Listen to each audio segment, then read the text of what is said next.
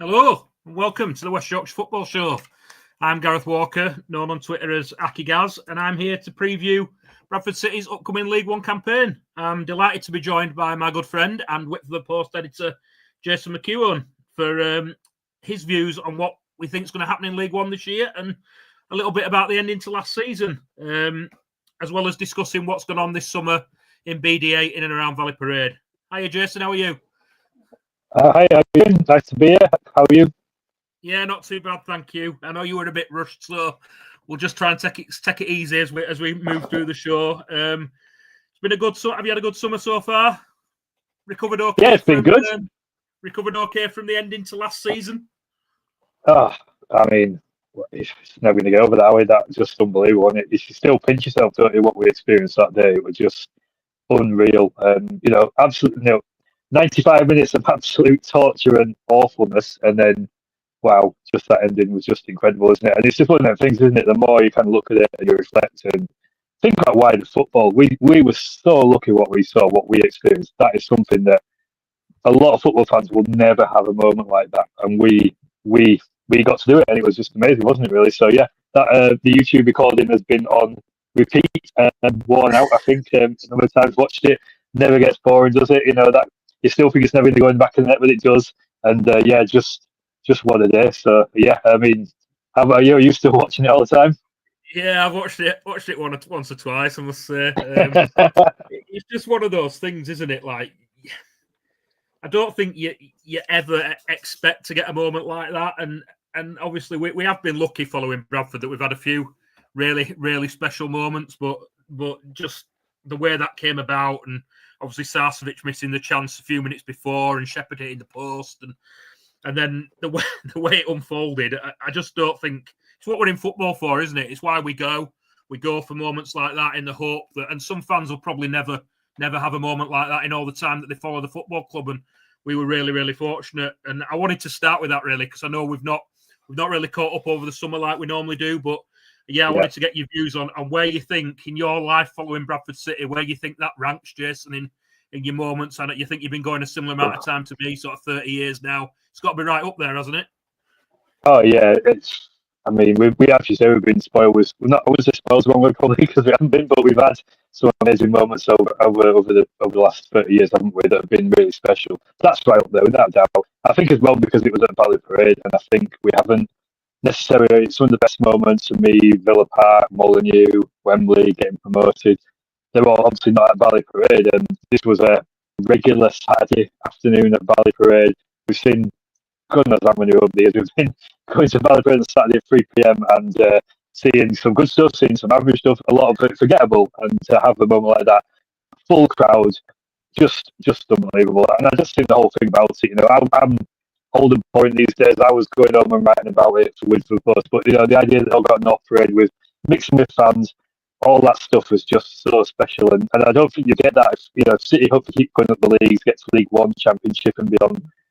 There'll be some great moments, but I don't think you'll ever have a moment with a squad of that in with a sort of community and with the fans like that, because I think that's something special about the level we were at the time. So just everything about it just makes you so proud, doesn't it? And it's one of the ones that you're going to be talking about it for decades to come. It will be one of those I was there moments, and that we'll all keep enjoying reminiscing about and just thinking, Did it even hit Sasvich? Who cares? It went in. I think Paul Hudson's got the decisive proof, hasn't he, that it hit the defender rather than Sasvich, but no one really seems that bothered about that. I think you're right. I mean, we've had some good moments at Valley Parade. You talk about the cup runs under Parkinson, obviously beating Arsenal and beating Villa.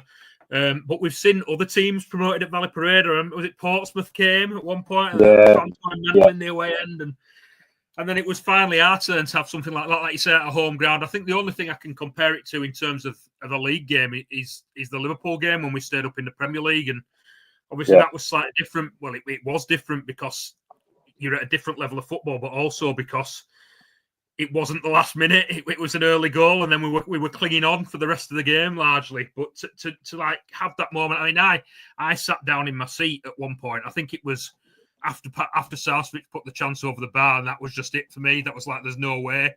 And then to experience what we experienced, and like you say, the scenes on Valley Parade, on North Parade after the game and before the game, and do you think it gives us momentum, Jace, going into League One? Do you think it's something that we can use that moment and build on it, like I say, in terms of going and attacking League One with a little bit of momentum now?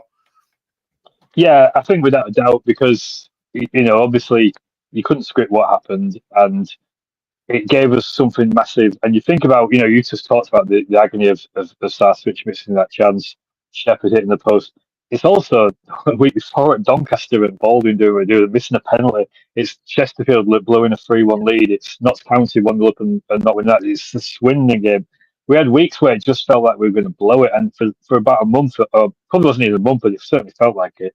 You were just thinking, oh my God, this is all going to fall apart and we're going to lose this. We're going to mess this up.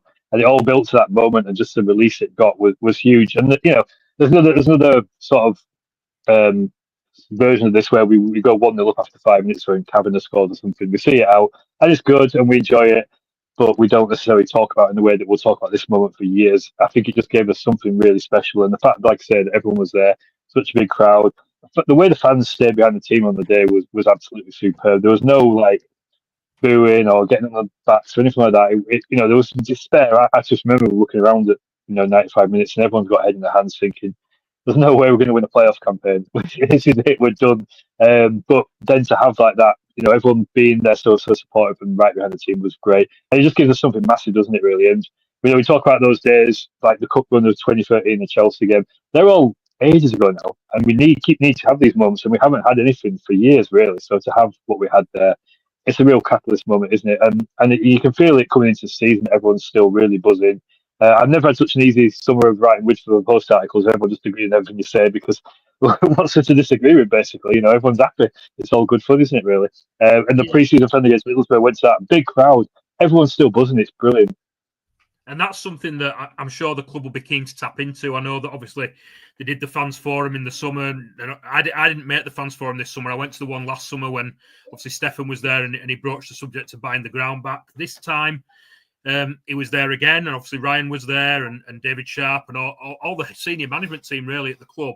And they talked about the not being able to agree on a deal with Gordon Gibb to buy the ground back, but perhaps looking at setting up a training ground or having our own training ground somewhere in the future.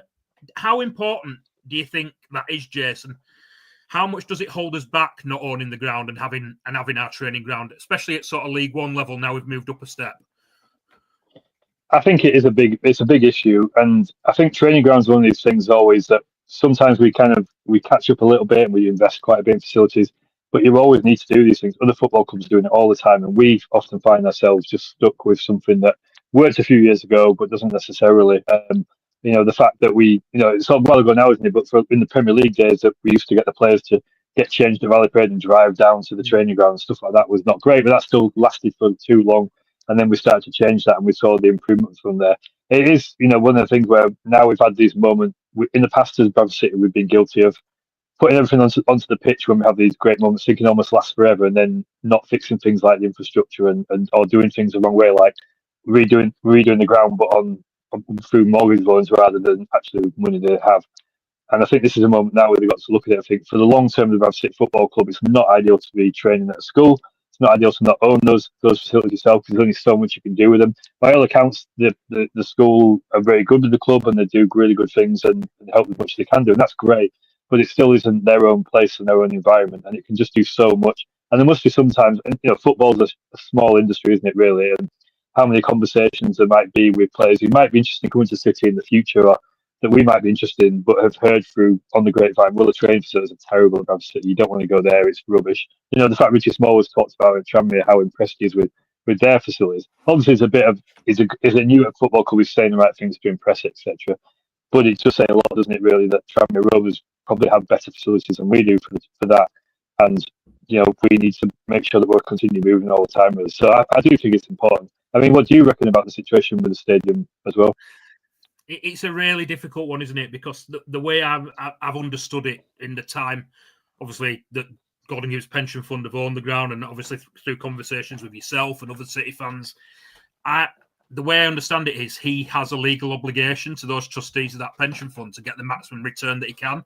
So it's not like you can just put pressure on him to sell at the price or negotiate a price if there's a legal requirement there for him to maximise that investment.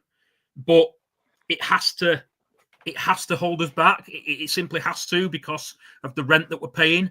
Even if you don't, at the moment, I look at it in the respect that obviously Stefan Rupp owns the club, but Gordon Hughes Pension Fund owns the ground and the school own the training ground. They're the three main assets to any football club, and to not have them owned by the same person has to be a negative in the long run. Just because I suppose if the owner of the club does own the ground and the training ground, it gives you more financial flexibility in paying off that mortgage or putting money aside for certain things or whatever you might need to do.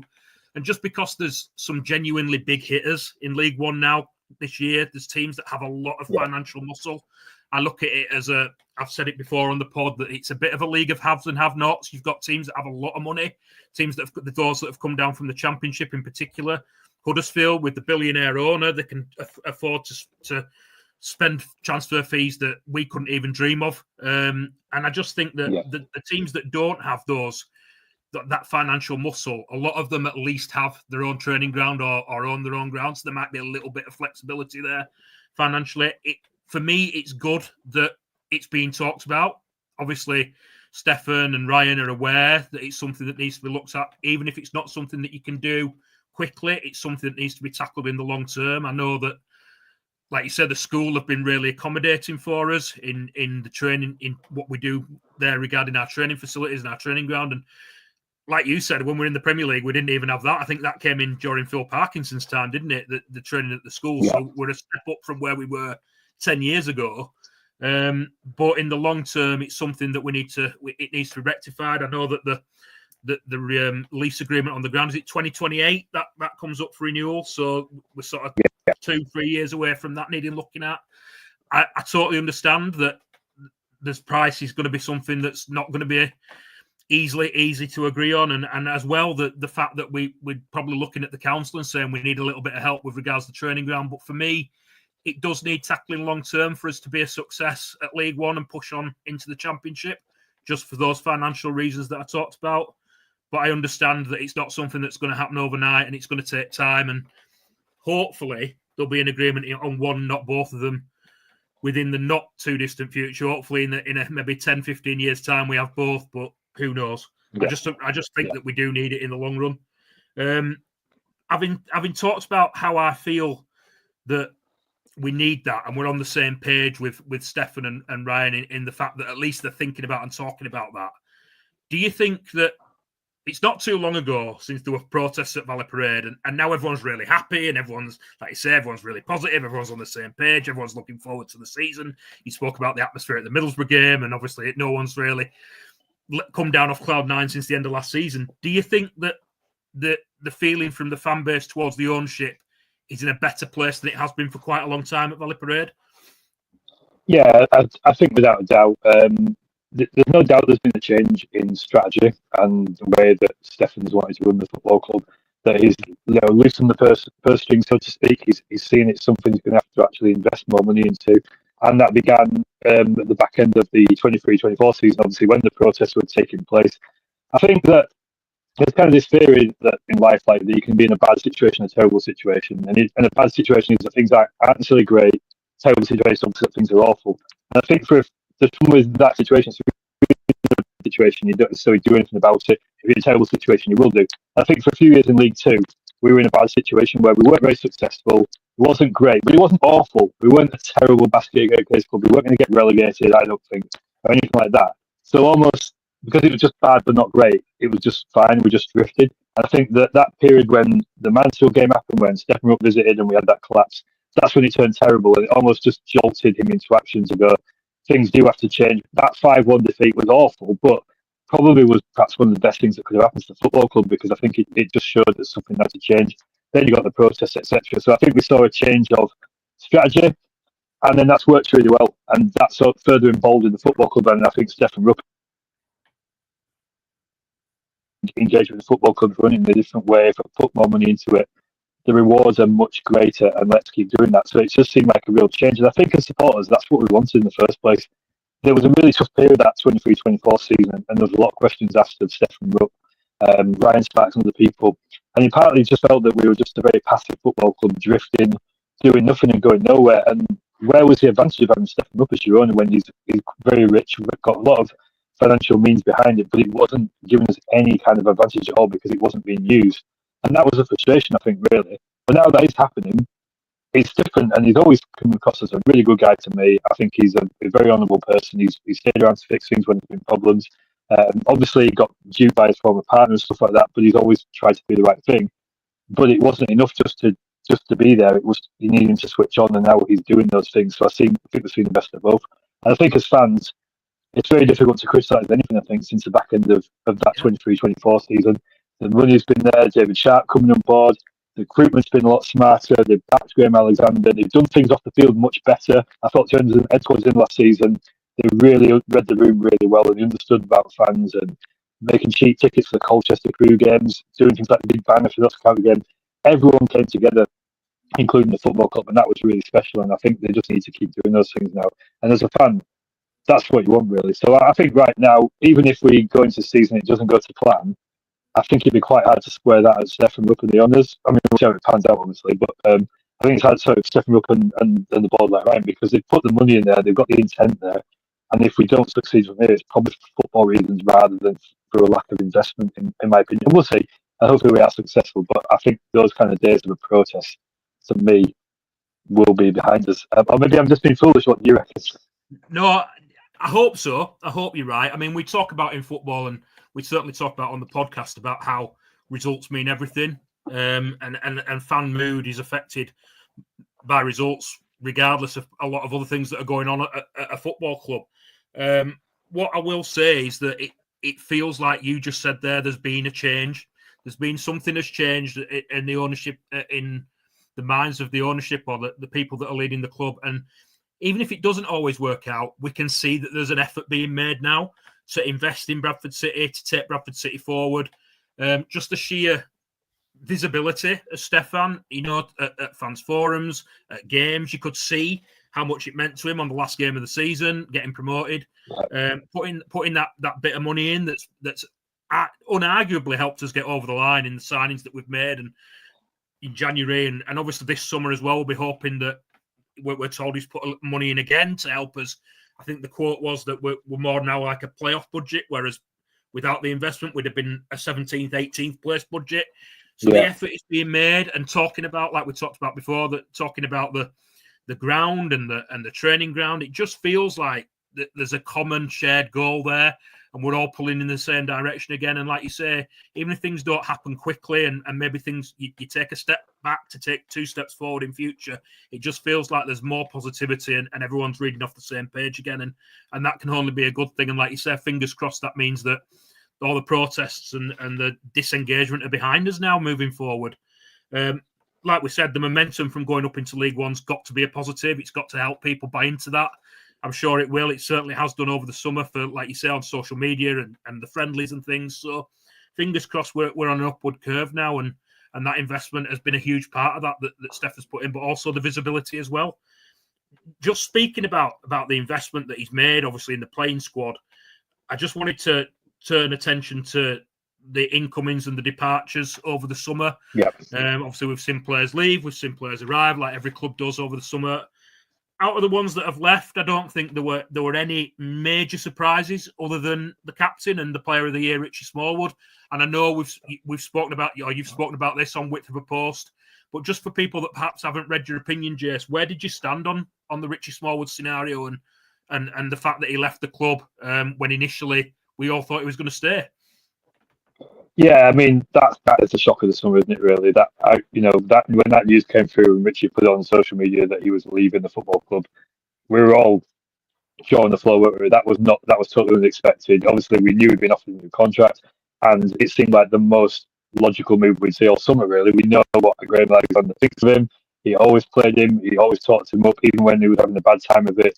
He was always sticking up for him, and it was his lieutenant on the field, wasn't it? Really, so the idea that he would release him was a real shock, and it took a while to kind of understand what that might be related to. Really, I think we saw a couple of things that happened, which were the contract was offered, and then there was quite a bit of talk about budgets at that point, and I think Ryan Sparks went over to Germany to talk about it, and we had then got news of budget increase.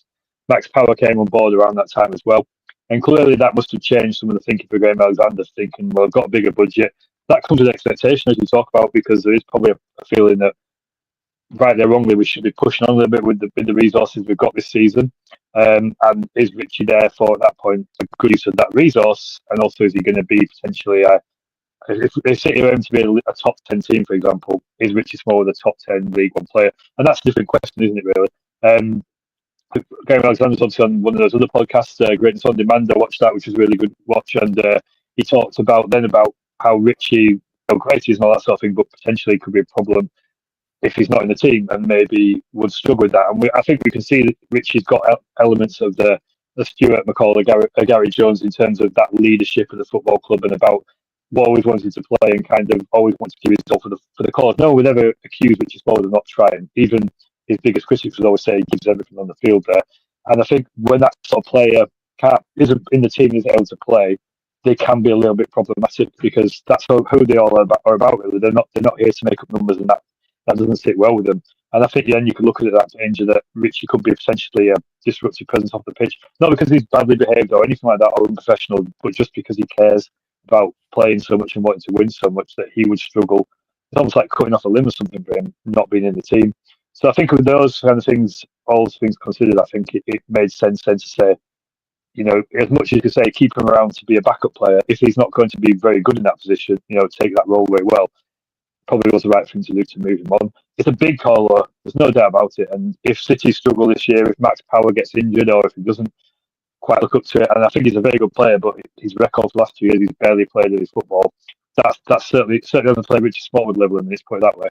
So if that becomes a problem and Richie Smallwood is doing well at Tranmere, that will be looked at without a doubt.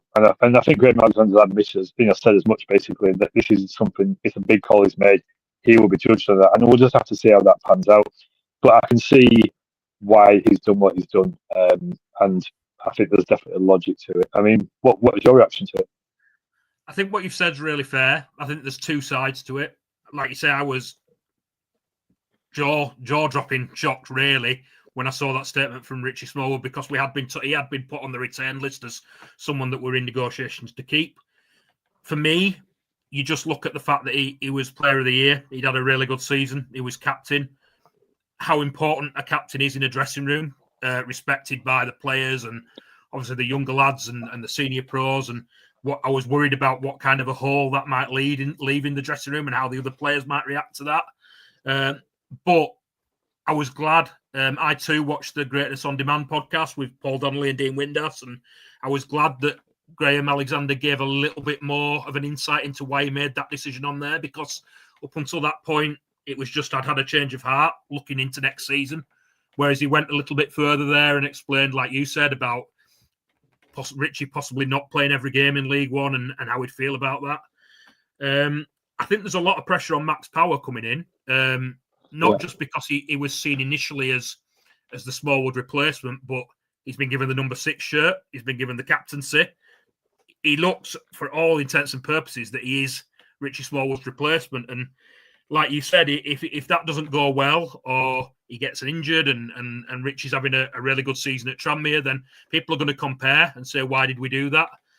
But as a manager, you have to live and die by these decisions. And if he thinks that the budget is capable of pushing us on in League One, and Richie being a regular in the team isn't necessarily akin with that, then you've got to understand where he makes that decision. I think it's interesting that Richie didn't get fixed up straight away. There were stories that he wouldn't be keen to leave the Northeast, that he's well settled there, but then he's gone to Tranmere, which is obviously a bigger commute than it is coming to Bradford. So, and he's only signed a 1-year deal as well. So it just makes you think a little bit that there are reasons that you can see why Graham Alexander's made that decision, but the proof's going to be in the pudding and how we react in League One and how Max Power and the team cope without Richie Smallwood.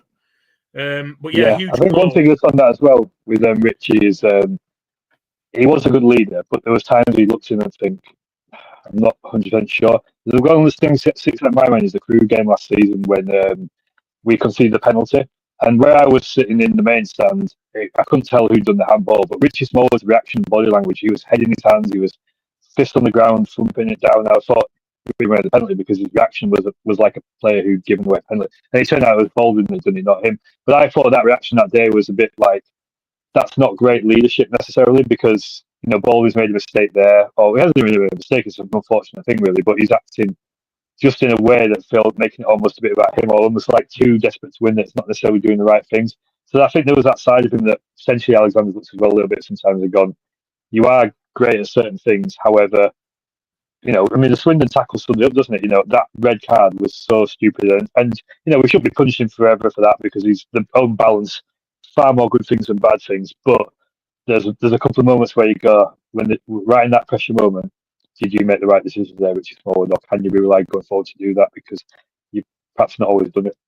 Yeah, I think that's fair. I mean, you look at other incidents when he was at City as well. I think there was a game, I think it was last season, it might have been the season before, Callum Kavanagh put the ball in the net when he was clearly offside. Yeah. The ball was going in anyway. It was going to be a goal for City. Callum Kavanagh tapped it in when he was offside, and Smallwood absolutely blasted him publicly on the pitch. Yep. You could see how furious he was with him. So I think that ties in again with what you were just saying there, Jace, about some of the things that he's done. Obviously, the tackle at Swindon, that cost us. I honestly thought like we would have gone on and won that game. We probably would have won the league. I actually think we could have won the league if we'd won that game and Rich hadn't got suspended. Why he did that, I don't know. There was just no need to make that challenge. And then a couple of years back when we lost at Morecambe, I think we lost. It was when Mark Hughes was manager, near the end of Mark Hughes' his tenure in charge, and Richie, some of the clips of him that day, he looked well off the pace, looked disinterested. So there is that element to him. And you also look at how he was. He didn't pull up any trees. He wasn't a fan's favourite in his first 2 years at Valley Parade. And then obviously this year, the year just gone, he was absolutely fantastic, and everyone thinks he thoroughly deserved the Player of the Year. And I certainly do. I thought he was brilliant, and he was integral to that team. And I remember when he had that suspension. I remember before the Notts County home game, worrying about how we were going to fill that hole in central midfield that he'd left. So, like I said, the proof's in the pudding. But I think it's key to point out that there are both sides to that argument, and we'll only know whether it was the right decision as the season goes on, and not just how we do and how Max Power does, but how Richie does at Tranmere. Absolutely, yeah. Moving on to the incomings at Bradford, Jace. I think we've had 9 now this summer. Some big names, some that I think look like really good signings. A bit of a shock in Curtis Tilt, but apparently he's done really well in pre-season. On the whole, and obviously mention a few individuals if you wish, but how do you think the recruitment's looked so far this summer? What have you been impressed with, and what haven't you been impressed with, if there is anything? Yeah, I've been impressed overall. I think it's been really striking that we've gone for players that were in demand from other clubs. Either we've taken out off the club who wanted to keep them. Lots of players of the years like Neufeld and Wright, for example, who were really well liked to their football clubs. We've taken them off them. Even people like Abu Torre, where he was a regular at Stockport, and we've taken them. Humphrey's another one. That's really impressive to me that we've shown attention with that we've gone in for these players. I'm sure they come at a decent price. They're not just coming on the cheap, and they've got other transfers. And we've got. I think that says a lot about kind of what we're looking to do this season, and it's good to see us kind of showing that kind of ambition and targeting that. And I think that ties in. I mean, me and you both remember well the last time we got promoted from League 2 to League 1 under Phil Paxton in 2012-13. we didn't really strengthen that summer. We kind of just kept, we brought in about 5 players, but we didn't, shift the needle at all. We relied basically on that same team, and it started really well, but very soon it really flattened out, and it wasn't great. And we realised we needed to change things more than we had done, but we were in a position then. I remember December time when we were really struggling. Injuries didn't help, but loss of form for a lot of players, and the January window couldn't open soon enough, really, because it's almost like we just got it wrong. Really, we had too much loyalty in the past, and been a bit too sentimental. I don't think you can do this time. I was talking to someone earlier today. I think that on Saturday we got a lot of injuries. I don't know about that, but we could probably end up with like 7 players making their debut on Saturday in the team. So that's already going to look a very different City team to last season. We've moved on quite quickly. We've sort of really made that statement to say we're not just in League One because we're happy to be here and make up the numbers and keep faith with that team. We wanted to evolve it and keep it moving forwards as well. So I'm overall really impressed with some of the moves we made. They look very, very smart. There's a bit of a low risk with some of it as well, which again is a good thing. I'd probably say at this stage we've gone after players that Stephen Gent knows, David Sharp knows, Graham Alexander knows. There's lots of links there. Lots of ex-Wigan players coming in, for example. So at Mansfield, and the middle of the link's always strong, isn't it? And some people Graham Alexander's known before. So we've kind of gone down players that we know their character. You would assume we know what they're about. We know they've had success with people at this football club before, and I think there's an element of going, well, we know they can kind of hit the ground running. There's only a couple of players who are quite young signed, isn't there? Really, most of them are over 30, and that says a lot as well. I think really, it's very much like these are proven quantities, known quantities, I guess, that we know that we can rely on because of what we've done in the past. So I think it all bodes very well, really, knitting that together. What do you reckon? I've been impressed with most of the business that we've done. I think there's a key element that Graham and the team have stuck to, which is one that they looked at last year, and that's players that have had success elsewhere. Obviously, we brought Neil Byrne in, Anthony Sarcevic, Eden Baldwin, who'd all been promoted out of League Two before. It looks like we've tried to go down that route again. Obviously, Ibu Torre has been promoted before. We've had Max Power's been promoted 2, if not 3 times out of League One. Even Will Swan, who's come in, had promotion with Mansfield. So these are players that are used to success. I mean, we know in the past, you look at when City have signed players who have been going the other way, who used to getting relegated, your Hope Akpans and players like that. It just doesn't work out. But these players that are used to winning and can bring a winning mentality is obviously something that we're trying to do. And I really like the fact that we've carried on going down that route as best that we can. Obviously, I would imagine that finances are prohibitive to that to a certain extent. But with the players that you can get in that way, then I think it's really, really positive. And I like the fact that we've taken Wimbledon's Player of the Year. Obviously, Josh Nerfville, I think that is a really, really good signing. The way that everyone speaks about him, who's seen him play, obviously mainly a right wing back, but can play a left wing back or can even play further forward if he needs to. I think the Wimbledon fans were shocked that he'd come to us, really. I think they thought that he might go to I hate to say it, a bigger club, but a team that might be more likely to push for the championship or might be lower end of the championship even at this time. They thought he had that ability. And from what I've heard, I've not seen any of the friendlies this year, but from what I've heard, he's been really impressive. So, yeah, I'm feeling quite positive. I know Stephen Humphries is another one that Barnsley fans were really sad to see go. The worry with Stephen Humphries is that we're going to play him down the middle when Andy Cook's not around, and he's openly said, hasn't he, that he prefers to play from the left, and Barnsley fans have sort of concurred with that and said he's been much better when he's played from the left. So it'd be interesting to see where we use him. But those 2 signings in particular, obviously Max Power he's won the title in League One. So I'm quietly impressed with what we've done so far. I still think there's a little bit to do, which might obviously it could partly depend on who if we manage to move players on before the end of the window. Obviously, Simon Parker said in the Telegraph and Argus that Adam Wilson and Tyler Smith have both been told they're free to move on, which isn't a surprise. I think that Tyler's there's a story that he's turned down the move to Barrow, but you would hope that those 2, maybe even 1 or 2 others, might move on before the end of the window, and that might give us the chance to bring in a couple more. Obviously, teams always look at loans towards the end of the summer window as well, when you might have picked up a few injuries in pre-season or early doors in the season. So I expect there'll be business to do. I think personally, we need to look at. I'd like another forward player brought in and possibly another midfielder. What do you think? Do you think there's much more needed, Jace? What would you like to see done between now in the beginning of September? I think you're ideally looking at that forward line at you, because I think that is probably the big concern. If there is a concern, I would say maybe big concern is a bit overselling it, but a slight concern is there enough goals in that team?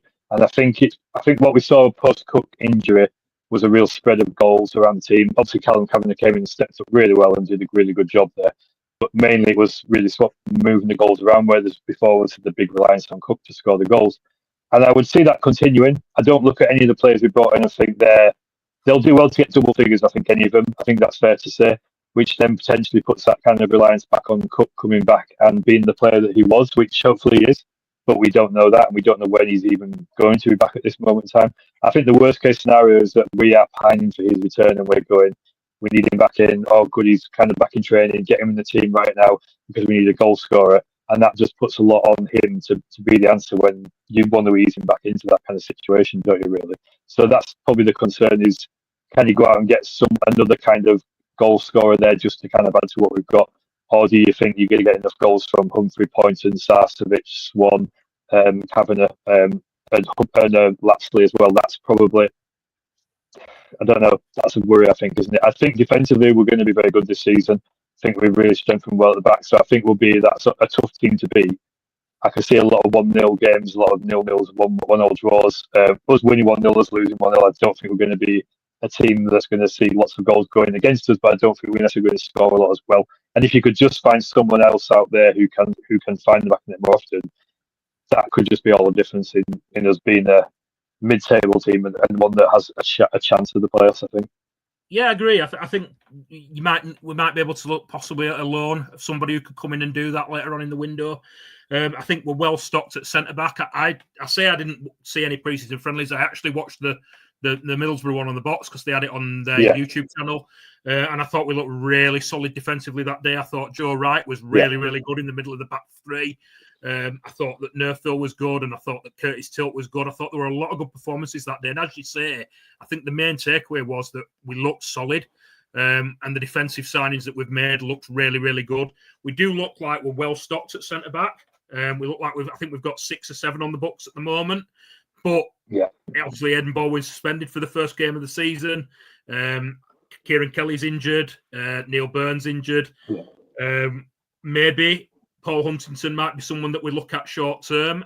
Personally, I'd like, if we were to bring another defender in, I'd like us to bring someone in with a little bit of pace in that back line if we were going to keep them longer term. But obviously, Hunty's in prime position. He's still training with the club. I believe that Jack Hunt is as well, who's been with us all pre-season. He can play midfield or at the back. And I think it was in the TNA today that Graham Alexander's going to make a decision on those two this week.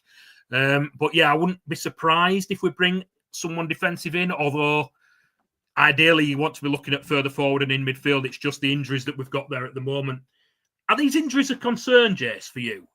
We've seemed to, I think I counted up, we've got 8 out, or we had 8 out for the last friendly. Obviously that includes Andy Cook, who we know is out long-term, or was out long-term last season. Do you think it's just the intensity with which we go at pre-season that this happens? Obviously, we know that Graham puts them through the paces and wants the fitness really high. Is it just unlucky, or is it something that we should be looking into, or why we're picking up these injuries?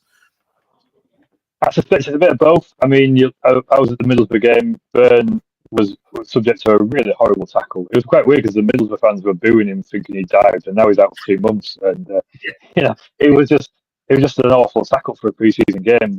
That's nothing to do with being too intense or anything like that. I think Tyrek Wright got injured in the FC United game, didn't he? And I didn't see that game, so I don't know what the nature of that was. But that was during the Google game for Kieran Kelly as well. So some of it is just the unfortunates of pre-season, and we've been there before where you get some bad injuries, don't you, at this time of year. But clearly we are doing this high intensity approach. There's a lot of talk about Austria and about how difficult that was and how challenging and how that will stand the team in good stead. But that comes at a cost as well, doing that high intensity. I think that there's been a real learning curve, hasn't there, in the last couple of years of injuries in terms of when we've had some real problems, especially at the back. That's really affected us, and they've made so many moves to try and make sure that's going to be less of an issue. And that's part of the beauty of having a big squad, is that yes, we've got a lot of players who are out on Saturday as it stands, but we'll still field a very strong team there. But equally, you don't want to have lots of injuries. That's not a great thing to have 8 or 9 players out at one time. So I think that there may be something they may look at a little bit there, but some of it is probably a little bit unfortunate. And also, I think at this time of year as well, injuries in pre-season aren't necessarily that bad, and sometimes you're injured in pre-season, but you'd still play a regular game. It's just more. I think Patterson is an example of that, isn't it? I don't think he played on Saturday, but the chances are he'll be fit to play this coming Saturday in the league. And it's a pre-season injury, not a regular league game injury, if that makes sense. So yeah, something there to be concerned about, because I think, looking at the back line, I would imagine if you could, the wing backs are probably going to play an entire back line of new signings on Saturday. Assuming Newfield comes in ahead of Halliday. That's really interesting, isn't it? I think. I mean, what do you make of that? Yeah, I mean, I wouldn't want us to change the approach that we've had in pre-season, the intensity. I think that allows you to play the high pressing game and that fans love to see, especially at Valley Parade. We know we like to see high intensity, high pressing football. And if they weren't put through the paces like they are in Austria, they wouldn't be able to do that throughout 46 games of a league season, plus cup games as well. So I think it swings and roundabouts. I think there probably is an element that it might pick up the odd strain here and there because of that. But in the long run, it's definitely a positive and not something that I'd want us to change. When you look at the defence, like I say, it is a lot of new signings, but they look like good ones. I think that there will be a new feel to it. You would imagine that Newfield and Joe Wright will play. Matthew Pennington probably play. Ibutori will probably play. It's who plays on the left-hand side of that back three. Probably Curtis Tilt. So like you say, Jason, it is likely that it is a completely new Bradford City back three or back five on Saturday to what we've seen in league games before. But it looked really solid against Middlesbrough. Is that what's impressed you the most in pre-season? The defence so far, what you saw against Middlesbrough? Has there been other things that have impressed you that day or in training as well? I think what's impressed, the real sort of standout from the Middlesbrough game was just how on it we looked, how well drilled and how sort of determined we were to win that game. It's only a pre-season friendly. We did start well, to be fair. 20 minutes we were being a bit overrun. Tommy Lee in centre midfield was a bit too far forward, and that was a bit of a concern, but once we signed up, we were very good. Against a very strong Middlesbrough team, they picked a pretty strong first seven by all accounts. But I think there was that intensity there, the high press, the way we want to be organised, and the will to win. And I think very much felt like last season was carrying on really. And we've seen enough pre-season games over the years where it looks a little bit we're going through the motions, or we're not really taking this properly seriously. It's just about a bit of fitness, and we'll turn it on when the real league football begins. And often that doesn't happen. And you can't read too much into pre-season. We always make that mistake of doing it. But I thought there were some really good habits on display, and showing good habits in a game like that cannot be a bad thing coming into the actual league itself. So yeah, I think lots to be encouraged by. The new signings generally looked very good as well, certainly at the back, and that bodes, I think, well as well, that they're all settling quite nicely and are showing what they can do, and they're very much kind of bought into the Alexander template. So yeah, lots to like, I think, what I saw. That's something I'd agree with. It's nice to see that they're buying into the way that we want to play straight away, and Graham Alexander's philosophy. And obviously that comes with what they've been put through in Austria and the fitness running that they've done to make them able to do that. And I think it's something that we saw under Parkinson as well. Every player that comes in has to buy into what the manager's all about. So to see that these new signings are buying into it straight away in pre-season is really good. And obviously, I know we always say that pre-season friendlies mean nothing, but we've gone through unbeaten in all our friendlies. So surely that can only be a good thing in building confidence and carrying that momentum forward into the league campaign. I'm just going to bring a question up that Ian's put in, actually. He's asked about George Goodman. He's not been on the bench, has he, at all in pre-season, which is a bit of an odd one, considering that Lewis Boney has. And obviously Lewis Boney's still, I don't think he's a full professional yet. George Goodman believed to be very, very highly rated at the club, and possibly is our seventh centre-back at the moment. Do we know anything about him, Jess? Do you have any ideas why he's not featured, or what? Is he injured? Is he another injury that we're aware of? I'm not aware, to be honest, and it's a really good point that he makes. I think it's been a bit weird sometimes, the slight lineups in pre-season, and not in a weird way to be critical, but it's almost surprising that some of the fringe players haven't been given any chance at all. Thinking like Tyler Smith and Adam Wilson, yes, we know that there's no future there for them, and they've obviously been told to move on.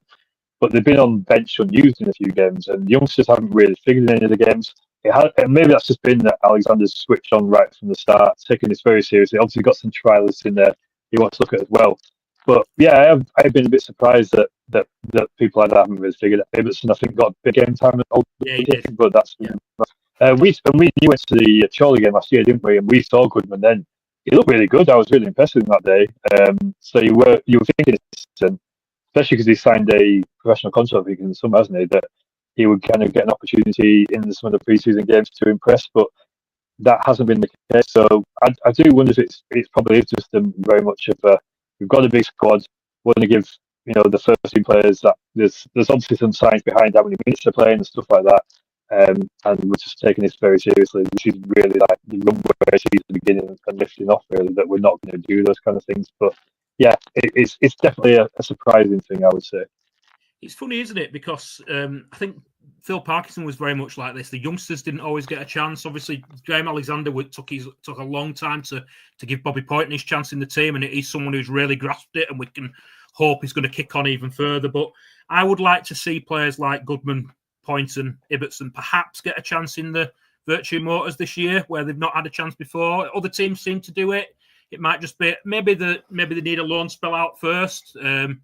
Ibbotson and Goodman might need a bit of a loan spell in non-league, but I'd like to see him perhaps given at least on the bench in the Virtue Motors Trophy so we can see what they're all about. What's interesting is that obviously the two young signings that we've made this summer have been Jensen Metcalf and Josh Nerfield. They've both been given 3-year contracts, which for me is a real positive. It shows that we're like investing and protecting the asset a little bit there. Everyone else who's come in has only been given a 2-year deal max. Those two have been given 3-year deals, and I think that is maybe something that helps swing the decision to come to Bradford City. But if we can give them game time and they can push on in the way that Bobby has, maybe Bobby will be given a longer-term contract later on this season as well. It's nice to see us protecting that asset for me and showing that maybe if we don't progress really quickly in League One and we don't challenge for promotion straight away, they can make us a bit of money in the long term that can be reinvested into the football club. Is that something you'd agree with, Jace? Yeah, I think you're absolutely spot on with that, and that's been a good thing. I think we went through a spell, didn't we, where we were giving everyone a 3-year deal, and you've still got Tyler on the final year of his 3 deal. But Oliver famously, obviously, on a 3-year deal, and you kind of it almost felt like that was like, well, we'll try and we'll get this player to come to us over a different club by giving them an extra year because they're at 30 whatever, and that security is obviously a big factor then. But then we get saddled with a player. Something like with Dane Oliver, it was how many managers later and stuff like that, where they're clearly not part of the plans and haven't really been for a long time, and that's a problem. But I think the young players, that's different, and as you say, it's about protecting the asset. I think you'll look at Metcalf, and I'm sure everyone's never sell him there because they'll rate him quite highly. But that's someone that potentially, if he does really well with City for the next 18 months, selling for a decent amount of money, that's a great bit of business, isn't it? Or he does really well with us and lifts us up to such a level where we progress to the Championship, whatever, as well, and that's a good thing too as well. So I think there's lots of that I think are really, really positive, and hopefully that's kind of the model we do. Finding kind of young players, giving them opportunities. Metcalf is obviously signed with one eye on the future. Had a really good year at Chesterfield, and I'm sure he'll continue to progress with us. But it's not about putting him in the team from day one, isn't it? I think it's building up there. And that seems to be part of our model, I think, really. I think it's good to see us doing that. It is a good point that you made, that it's about giving them to the younger players, these deals, that giving them to the right players. Obviously, we tried it with Finkles and Dawson and Reece Staunton, didn't we, as well, with longer term contracts, and they didn't work out. But obviously, you don't want to be giving them to the likes of I hate to say it, but your Tyler Smiths and your Dane Olivers, these players that are dropping down, who perhaps are at a younger age, who you're trying to convince to come. You want these players that you can, protect the value and protect the asset, really, by doing it as someone that you've seen can already do the business at your level and perhaps kick on and go higher rather than the other way. I think it's really, really, really good to see us doing. I mean, Ian's put a comment in here about, he's put 2 in, actually. First one, he agrees with us about a striker. I think most fans do. I think that's the area that we need to strengthen. And then also, do we think that Smith and Wilson will go eventually, or will they sit on the contracts? I think, personally, they'll go. I think even if they don't go permanently, I think they'll go on loan. I think both of them showed a willingness to go on loan last year. If the move's not right permanent, I think we will find them a loan. It's disappointing that Tyler turned down the move back to Barrow, but the fact that they've both been out on loan already, I think that they will go and it will free up space in the squad. Do you think they'll move on as well, Jess? Do you think that they'll give us a bit of wiggle room financially to bring more signings in by those two moving on? I suspect so. I think there's probably a bit of hold up there because for Wilson. I mean, the talk is obviously going back to TNS, and that's probably going to involve quite a pay cut if he's going to go there. And obviously a very different level. You're talking the Welsh Premier League in front of, I think they get crowds of 300. So I think if you're Adam Wilson, you are not in a rush to leave, and that's totally understandable. Why should you be? He'd like to think he's hoping that some of the EFL club might come in, or a National League team that can kind of give him still that opportunity. Tyler Smith probably a little bit different there. He's probably got an opportunity to be a little more choosy because I think at this level, sort of League Two level, I should say, there will be other clubs that are interested. He did fine at Barrow last year. He's not the greatest striker in the world, but I think if you're an Accrington Stanley, for example, you'd probably go take him, wouldn't you? That sort of thing. So he could probably be a little bit choosy. And again, I mean, we signed him as Championship player, Tyler Smith, didn't we, 2 years ago. He stepped down 2 levels, and he's probably on good money for that reason as well. And are the clubs like Barrow or Accrington or anyone else who might be interested, are they willing to pay that as well? So I think there's probably I think with both players, there's probably an element of we're going to have to settle their contracts a little bit and give them a bit of a payoff to leave. And I think that's probably fair enough, to be honest, because we're the ones that offered those deals in the first place. And if we want to move them on for squad space and for resource, we probably need to do the right thing. I'll ask you a question quickly on this one, because as we've been speaking, breaking news. You beat me to it, Jace. Well, I'll get you to react. Well. Yeah, I'll get you to react. Graham Alexander, 3-year deal. Aki Gaz, what is your reaction to this news? Do you know what? I was going to ask you about it later in the pod. I was going to say, does he deserve a new contract? And if so, when should we be thinking about giving him? And yeah, I got the notification, bit of breaking news as we're live. The notification came through on my phone that it's been announced that Graham Alexander and Chris Lucchesi have both signed new 3-year contracts to stay at Bradford City. I'm pleased, personally, just by the fact that he's a promotion-winning manager. You look at somebody that he clearly identifies with the city. He clearly identifies with the fan base. People like him. He's had success both here and elsewhere, and we need to be seen as a football club that will reward that success. I think he was entering into the last year of his contract, wasn't he? He signed a two and a bit year deal when he first joined, so it's the final year. It's good to see that we've moved quickly to reward what he did last season, and hopefully the fact that he signed a 3-year deal shows that. I mean, I've talked about on this podcast before that I don't think success will come instantly in League One. I think we're a team, particularly with the finances that we're up against, with your Huddersfields and your teams that have been relegated from the Championship. I think we're a team that's going to have to build and build possibly progressively, maybe even quite slowly at League One level. But I think the fact that we're going to buy into a manager who's already here, who's had success, who identifies with the club fans and the fan base and the team as a whole, and you see how his players are buying into it, I think it's only a good thing. I mean, it's not worked out in the past when we've given managers long-term deals, but this time we're rewarding success, and I think it's a really, really positive move, and it takes away that doubt that he was entering into the final year of his contracts, and was he going to be offered a new deal? If so, when was he going to be offered a new deal? To do that now is another positive bit, and buying into that momentum and the positive feeling that there is around the club going into the new season. Do you agree, Jace? Are you happy with it? Happy with the news that is broken while we've been live on air? Yeah, he deserves it, doesn't it? I think that's the key bit. He's done a remarkable thing in turning around this situation. He walked into real problems, and it was a club that needed a lot of turning around, and he's found answers. He's very bought into the culture, as you say, and really kind of understands the football club. And he's done something that a lot of other managers were unsuccessful at doing, and he deserves the rewards that come for that, really. I think it's something I've written about earlier this summer, that kind of the vulnerability it potentially left him in, that we know if we just kind of kept going into the season and without kind of any offering of a new contract, and we're having like a bad December, for example, where we lose 2 or 3 games in a row, it becomes very easy as supporters to kind of say, well, he shouldn't get a new deal, we should be making a change because he's going out of contract soon.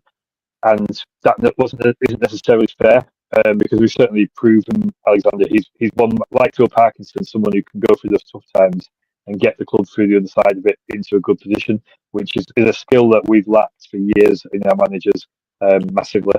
So that goes away now. That kind of idea that we might be struggling a little bit, and the answer is to to kind of get rid of the manager whose contract's not going to be renewed soon.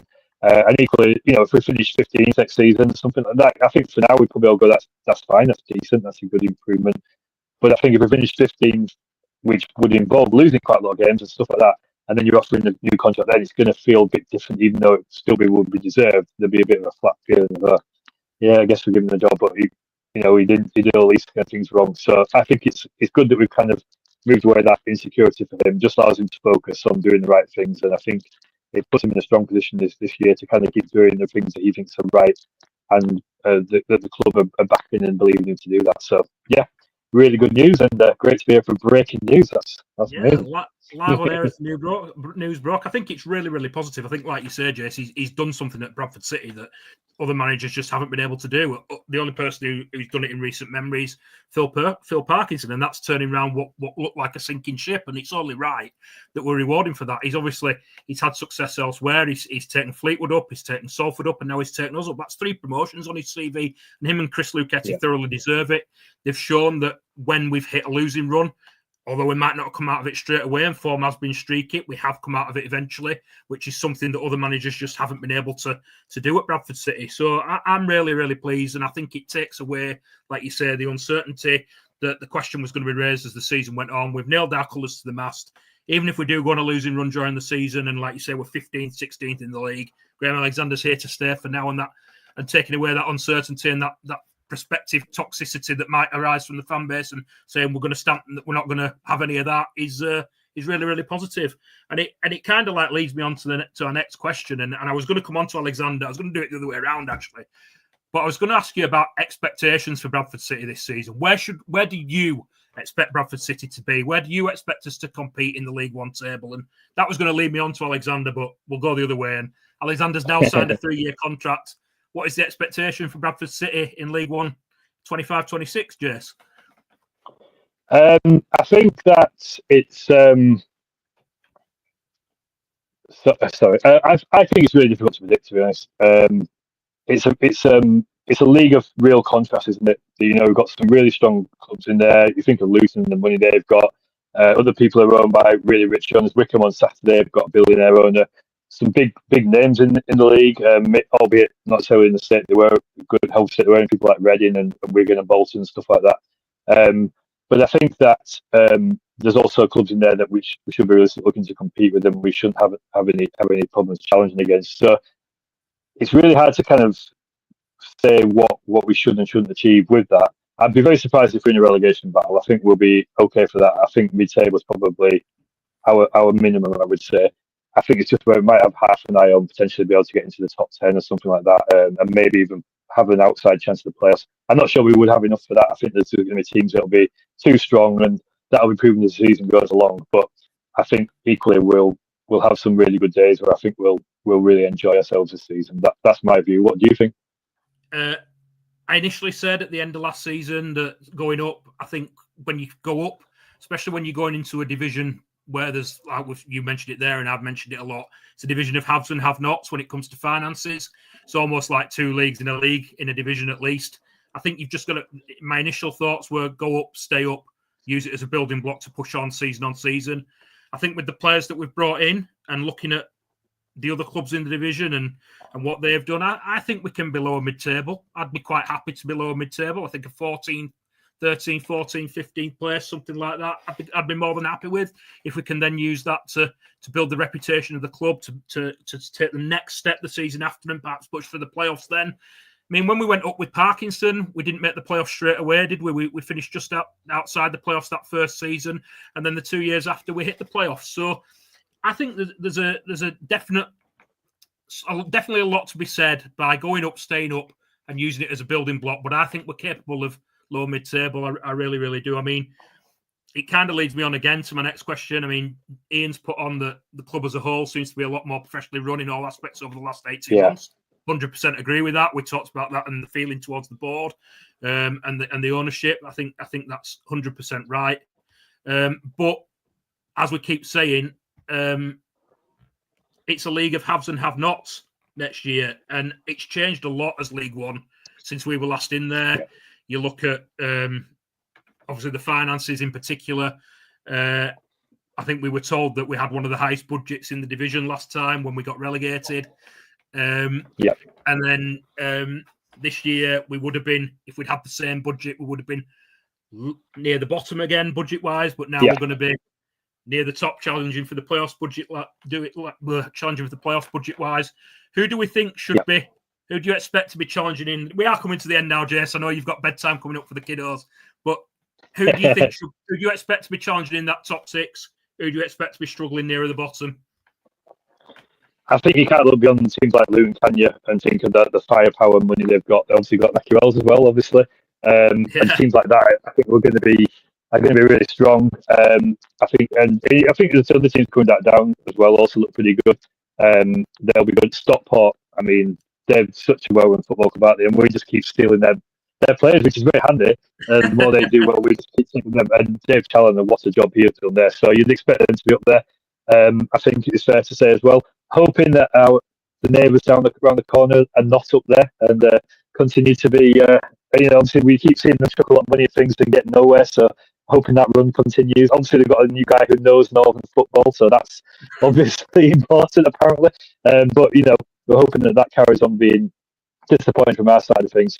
In terms of the bottom, you're looking at teams like Northampton and Exeter, who just looked really poor last season, I think, for long stretches, and thinking that they're going to struggle to there. Wimbledon, they've lost all their best players, haven't they? Great chance for them to be here, but it's going to be difficult for them, isn't it, really? So that's why I think that. I think there's teams there near the bottom who you think, we've got the resources above them. We've certainly got the structure and the fan base and things like that we'll be okay there.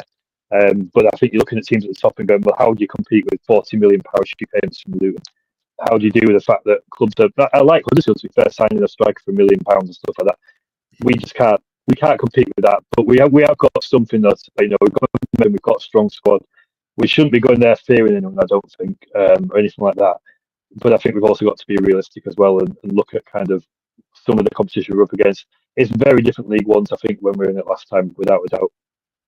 I 100% agree. I mean, that's not a question I normally ask. I know the lads on the pod like me to do predictions and regarding promotion and relegation, but it's something I like to wait sometimes until the season's actually started. But yeah, I think the teams that came down and Huddersfield, possibly, your Wickhams, I think Wigan will do quite well. I think they'll have a good season as well under Ryan Lowe. I think they'll do well. And then, like you say, your Burtons, your Stevenage, your Exeter, your Wimbledon, possibly Northampton teams I expect to struggle. Right, last question before we go, Jace, because I know you've got a little one there waiting to go to bed. What are you most looking forward to next season? Andrew's come in and said it's nice to have a local derby back. A bit of a local rivalry with the Terriers. Is that going to be something you're looking forward to? For me, I think it's just having those games, those bigger games, the bigger crowds, the atmospheres at Valley Parade that we tasted towards the end of last season with the ticket deals. What do you think, mate? I think it's absolutely that. I think it's these big home occasions we're going to have. It's the atmosphere that we created last season and that buzz that you will see continuing certainly early doors. The Luton game will be brilliant. Won't it? That second home game, because they'll bring a lot. We'll bring a lot. It'll be a great atmosphere. And I think it's those kind of big occasions. Huddersfield early doors as well. Some good away trips, I think, in there. We need to have a chat, don't we, about which ones we're going to go to. We'll talk about that later and stuff like that. But I think it's when you compare some of the League Two days when you're playing every season, you kind of still playing, you bring 100, maybe 200 fans at most, and everything's just a bit quiet and lonely, and nobody really for it, including our supporters. And now you're thinking, well, look at all the days we've got in front of us, look at all the brilliant aways followings will come to Valley Parade and the atmospheres they'll create, and look how much we'll be all bought into it and excited by that. It's just really exciting prospect, I think, really, just kind of all the things we've got to look forward to. It's just a change in that. It feels, last time in League One, we were disappointed in League One, but now it feels like this is us more at a level we should be at, and we can compete at this level and do well, do more than just make up numbers, and I think we'll have some really enjoyable days. I'm just looking forward to that first kind of big victory, which is hopefully on Saturday. Yeah. Fingers crossed, I'm with you on that, Jason. I think everybody is. It's just looking forward to a positive season, but one that we can enjoy with bigger crowds, big derbies, and hopefully a feel-good factor around Valley Parade. We'll leave it there, mate. Thank you very much for joining me tonight on the West Yorkshire Football Show. Thank you for all the viewers' comments, everybody that's listened in and watched. And please like and subscribe to the podcast on Twitter, on Facebook, or on Spotify. And we'll see you again soon on the West Yorkshire Football Show. Thank you very much. Okay. Yeah,